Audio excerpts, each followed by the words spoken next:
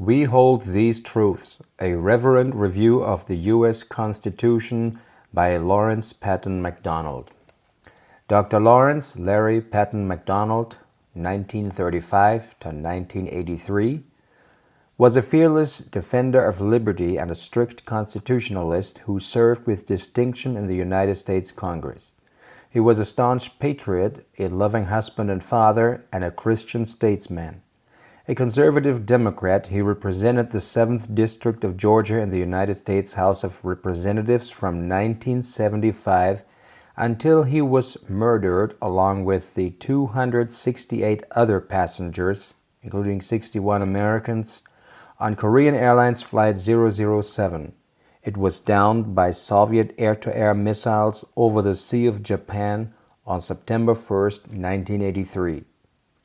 Congressman McDonald endured numerous attacks from his own party leadership and others in Congress and in the mass news media for his defense of liberty against unconstitutional laws, executive actions, liberal judicial activism decisions, as well as for his uncompromising opposition to communism.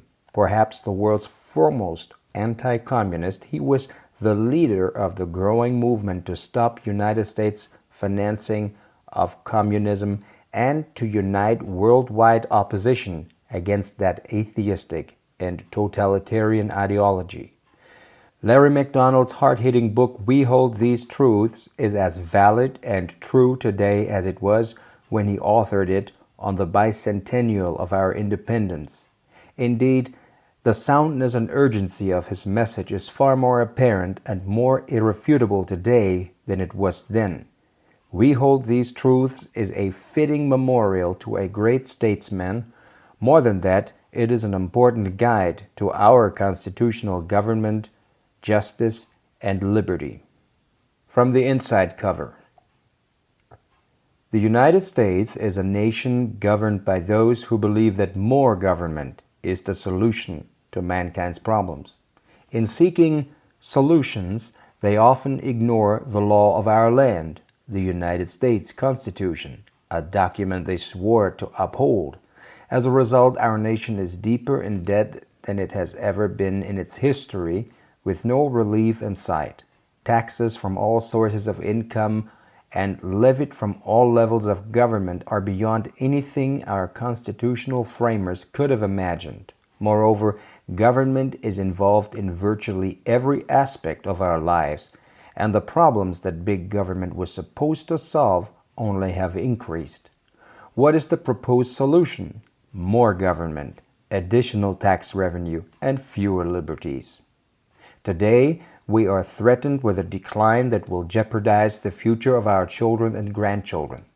Our independence in 1776 was won to end the tyranny of a British king. A few years later, our founding fathers adopted a set of governing rules by which our new nation was to be governed, the United States Constitution. Its purpose was to create a government strong enough to protect our people from foreign aggression and domestic insurrection, and yet weak enough to allow the citizenry to retain their God-given freedoms. It was ratified to establish and preserve justice and liberty for untold future generations. The first 10 amendments to the Constitution, known as the Bill of Rights, were added a few years after the Constitution's drafting to further guard individual citizens and states from the expansion of power by the federal government. America's slide into unconstitutional or unlawful government began decades ago from officials who wanted the federal government to provide goods and services which are not authorized by our Constitution. The Constitution is supposed to be the final arbiter of what powers the federal government may assume, not special interest groups or even the United States Supreme Court. But subverters of the Constitution went outside our law of the land and cracked the legal barrier against unlawful federal government activities. They did this by redefining the meaning of much of what the Constitution says and was meant by the original framers and interjected the central government into areas previously reserved to the states and/or to the individuals. That process escalated when the 14th Amendment to our Constitution was illegally ratified. Since that time, the Supreme Court has adopted one or the other strange arguments that could convert the federal government into an absolute dictatorship over all the cities, counties, states, and people of the United States. Congressman Larry McDonald, who was murdered by the Soviet Union along with 268 other innocent people on September 1st, 1983, outlines in We Hold These Truths how we have broken the constitutional restraints on the federal government, much to the detriment of our republic. Congressman McDonald points out in We Hold These Truths how the supposed reforms of the progressive era actually were regressive and further eased the constitutional restraints on the federal government. For example, he notes that the 16th Amendment gave the federal government limitless power to tax the citizenry. The 17th Amendment eliminated the influence of states in Congress, a key check on unconstitutional power. Congressman McDonald shows how the creation of the Federal Reserve System paved the way for the central government to operate on a debt basis, to manipulate the economy for political purposes, and to undermine the value of our money by inflating the currency at will. He also points to the use of war as an instrument of expanding the size and role of the federal government, including the presidency. Sudden large increases in federal spending and the creation of innumerable governmental programs supposedly designed to help people have actually caused great harm. Unfortunately, most people have lost their awareness of the proper role of government and have come to depend on various federal programs as their right. The programs themselves create vast new special interest groups clamoring for more and more spending. Unconstitutional government has even corrupted many conservative elected officials so that now there is little opposition toward federal expansion of unconstitutional programs. Ironically, the foreign aid program did not help to slow the spread of communism. It instead helped the economies of communist governments around the world, wasted much of our national wealth, disrupted our economy, drove strategic industries abroad, and turned our world markets over to countries that have been recipients of our generosity. Congressman McDonald shows how the expansion of federal power and the creation of additional federal agencies financed by ever-increasing deficits and taxes actually worsened the very problems they were supposed to solve. Can anyone claim with any credibility that the problems of the early 1900s, crime, education, housing, and farmers, are better today than before the federal government increased its unconstitutional role? Of course, the solution to these aggravated problems has always been more federal spending and the creation of additional federal agencies. With each expansion of federal power and spending comes the destruction of more liberties. Unconstitutional United States Supreme Court rulings have enthusiastically approved each violation of the law of our land. The court has used the equal protection and due process clauses of the 14th Amendment to usurp power, justify new and unlawful federal programs, and to impose on the people of this great nation destructive mandates, programs, and decisions of the court's own making.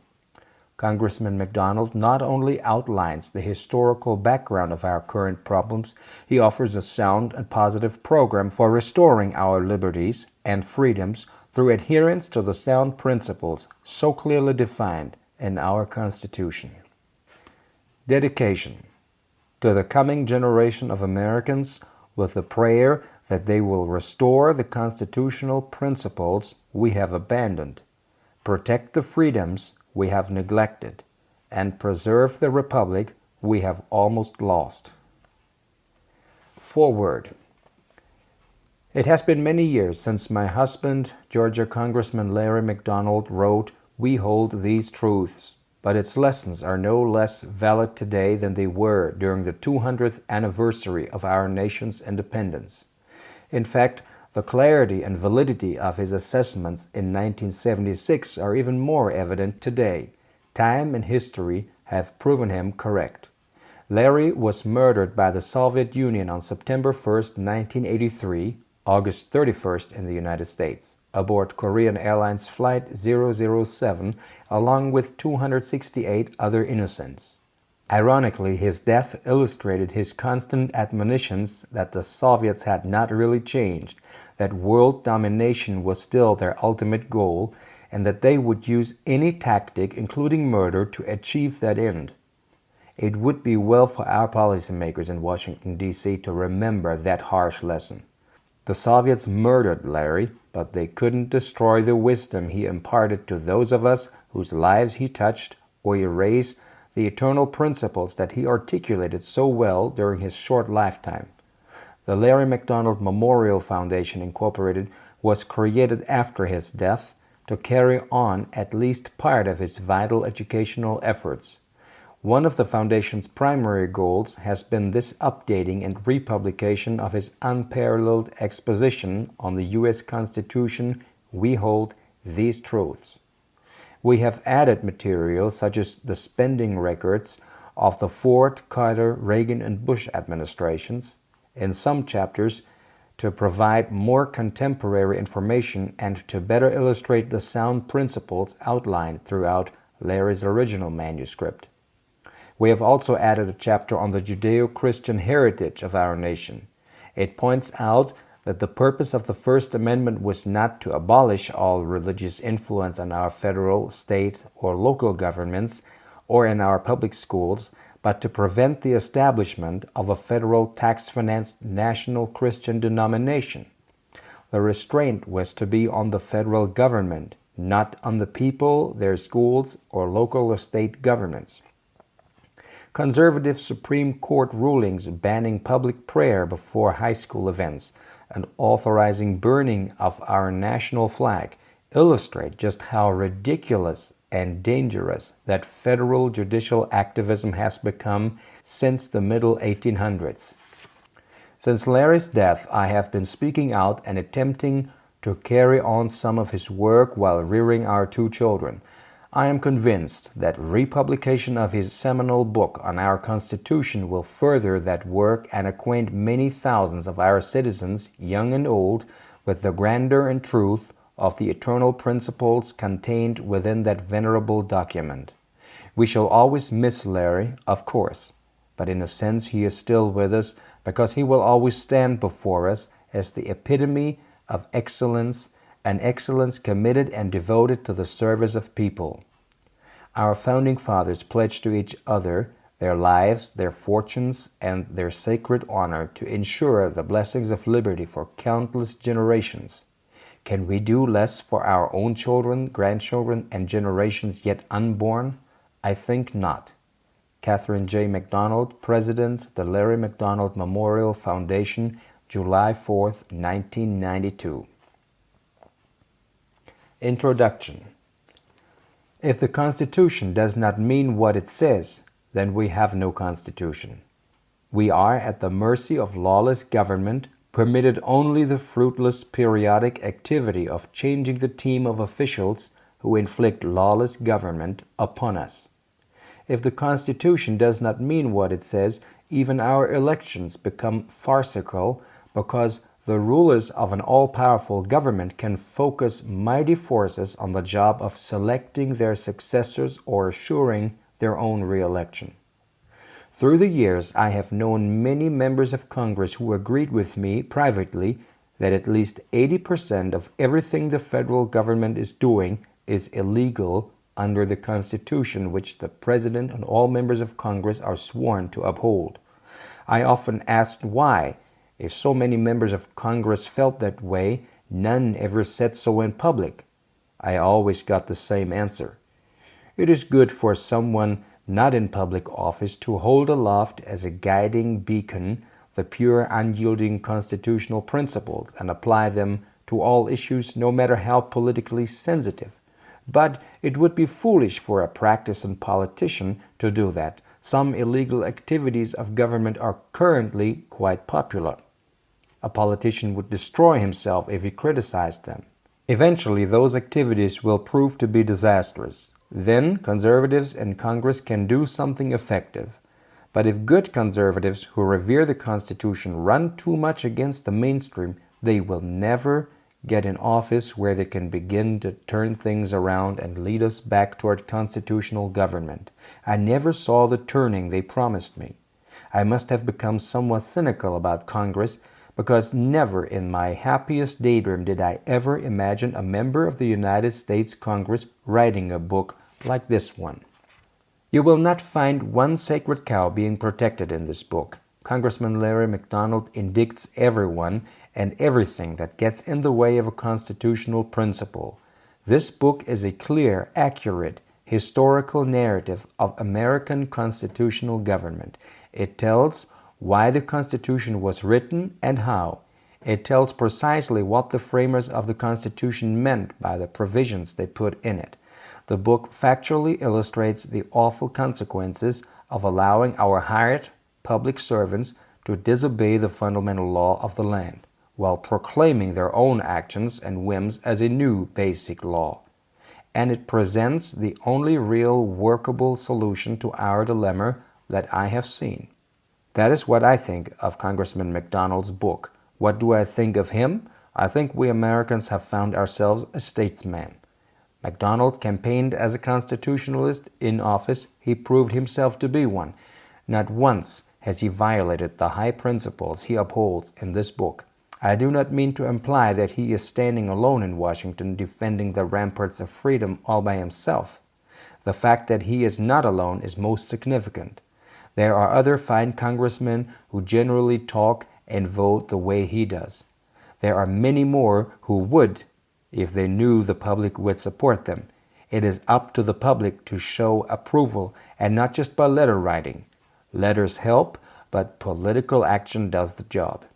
Concentrate your political efforts on keeping the good congressman from your district if you have one. If not, concentrate on finding and electing one under the party label appropriate in your district. No other political activity can be half as important as that of concentrating on your congressional district. As the core of constitutionalists already in the House grows, other congressmen will join the group. It is saddening to see the rapid disintegration of our free society.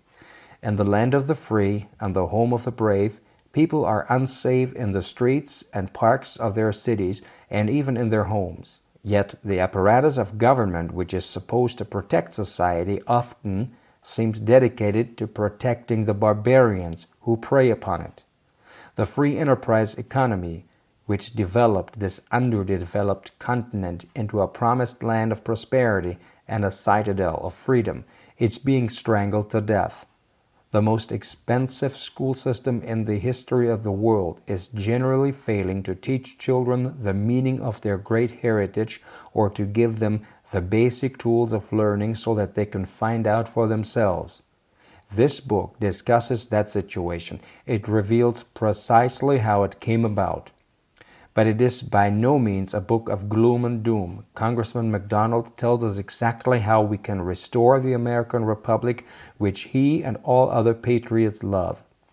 Constitutionalists have been working hard for a long time to do that, but they, I among them, have been wasting much of their political effort on the wrong activity. The narrative in this book begins in 1763. It could end before the close of this century, or it could go happily ahead through the endless corridors of the future. That depends on the people.